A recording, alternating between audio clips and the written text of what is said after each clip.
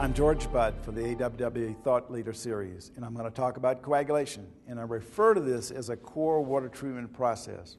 And the reason for this is that coagulation is what drives our clarification and filtration sequences in many of the plants that we find in this country and around the world. Without proper coagulation, those sequences will not work, and in the end, our plant will be compromised and we won't have the water quality outcomes that we look for. I want to start with a little basic background. And if you consider the particles that we find in a natural water, the ones that we're trying to coagulate, the small particles that form the turbidity, most of them have a net negative charge.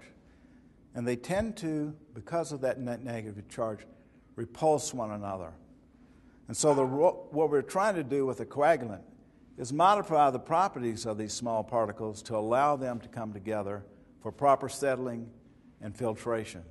I'd like to begin by talking about just some of the chemistry that we encounter with coagulants. And I'm going to talk about aluminum chemistry, but the same also applies for ferric chemistry when we're considering coagulants such as ferric chloride and ferric sulfate.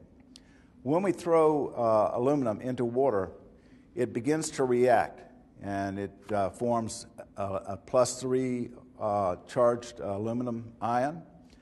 And it also attaches to 6 waters of hydration that are chemically bound to that aluminum ion. If we increase the pH somewhat, things begin to change for that aluminum with the 6 waters of hydration. One of those waters of hydration will release a hydrogen ion, and we're left with an Al with a hydroxide attached now, and the charge goes from +3 to +2.